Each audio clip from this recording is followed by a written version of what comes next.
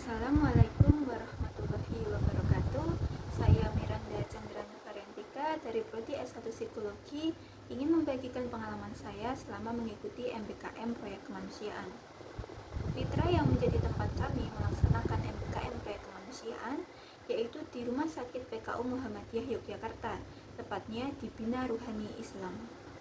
Rumah Sakit PKU Muhammadiyah Yogyakarta tidak hanya mengedepankan aspek medis atau fisik untuk upaya penyembuhan pasien, tetapi mereka juga mengedepankan aspek psikologis dan spiritual, seperti yang dilakukan pada Bina Ruhani Islam, di mana mereka menggunakan HHC. HHC sendiri merupakan kepanjangan dari Holistic Healthcare, di mana mencakup aspek spiritualitas dan psikologis. Sebelumnya, kami patut berbangga karena mahasiswi psikologi UNISA merupakan mahasiswi dari prodi psikologi pertama yang diberi kesempatan untuk melaksanakan atau mempraktikkan materi yang didapat di bangku kuliah di Rumah Sakit PKU Muhammadiyah Yogyakarta, tepatnya di Bina Ruhani Islam. Tentu saja hal tersebut merupakan kesempatan yang luar biasa bagi kami. Selanjutnya, kegiatan apa saja yang bisa kami jumpai atau kami laksanakan selama berada di Rumah Sakit PKU Muhammadiyah? Kegiatan yang pertama kami lakukan yaitu visit ke bangsal-bangsal. Bangsal-bangsal yang diperbolehkan untuk kami yaitu bangsal Ibnu Sina, bangsal Marwah, dan juga bangsal Raudhah. Bangsal Ibnu Sina adalah bangsal untuk anak, bangsal Marwah dan bangsal Raudhah yaitu bangsal untuk dewasa, di mana kami hanya diperkenankan untuk visit ke bangsal putri saja. Biasanya kami akan visit setelah tadarus bersama, mungkin sekitar pada pukul 8 sampai pukul 9. Beberapa hal yang kami dapatkan selama melaksanakan visit yaitu mungkin sebelumnya kami akan berekspektasi untuk duduk di sebuah ruangan menunggu klien datang dengan masalah mereka.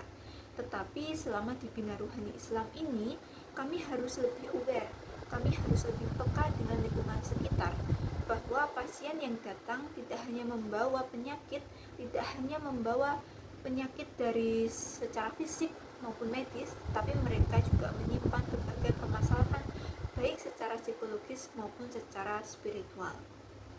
Selain melaksanakan sesi konseling dengan pasien, kami juga akan memberikan intervensi dari segi spiritualitas, seperti bimbingan ibadah dan juga relaksasi zikir.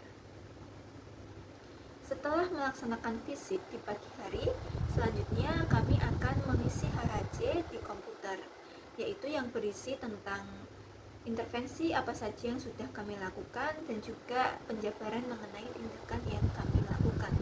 Kami juga akan mengisi beberapa seperti nirvana, guide, atau yang lain-lain yang mengindikasikan kondisi pasien saat ini. Selanjutnya, kami juga akan menyiapkan paket rukti jenazah. Paket rukti jenazah sendiri yaitu terdiri dari kapur barus, masker, handscoon, kapas, dan juga kain kafan.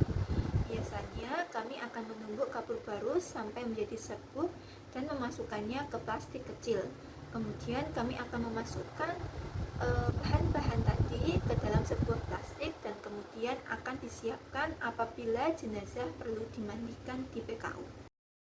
Selanjutnya yaitu memandikan jenazah. Kami berkesempatan untuk mengunjungi Mina, yaitu Mina adalah bangsal untuk pasien COVID. Kami tidak hanya berkesempatan untuk mengunjungi pasien COVID, tetapi kami juga diberi kesempatan untuk memandikan jenazah COVID. Jadi sebelum memandikan, kami akan berganti pakaian kepada pakaian khusus untuk memandikan jenazah. Kemudian kami akan membantu petugas rukti untuk memandikan jenazah dan juga untuk mengkafannya. Yang terakhir yaitu panggilan emergensi. Kami akan memenuhi panggilan emergensi ke bangsal kritikal seperti HCU, ICCU, dan ICU. Kami juga memenuhi panggilan emergensi ke bangsal non-kritikal. Di sana, kami akan mentalkin pasien dalam keadaan sakaratul maut untuk mendapatkan ketenangan, dan kami juga akan melakukan pendampingan kepada keluarga pasien yang ditinggalkan. Keluarga pasien membutuhkan pendampingan baik secara psikologis maupun spiritualitas. Keluarga pasien datang dengan berbagai kondisi psikologis mereka, seperti ada yang tenang, sedih, maupun histeris. Di sanalah kami sebagai mahasiswa psikologi berperan untuk mendampingi keluarga pasien dan memberikan penguatan. Pendampingan tersebut dilakukan untuk menenangkan keluarga pasien, supaya keluarga yang ditinggalkan diberikan ketabahan dan keikhlasan. Kami juga mengajak keluarga pasien untuk berdoa bersama. Kesimpulan yang bisa saya dapatkan selama melaksanakan proyek kemanusiaan di Bina Ruhani Islam yaitu menumbuhkan empati dan melatih kepekaan terhadap lingkungan sekitar. Selain itu juga menumbuhkan inisiatif tinggi untuk dapat membantu melalui sisi psikologis individu.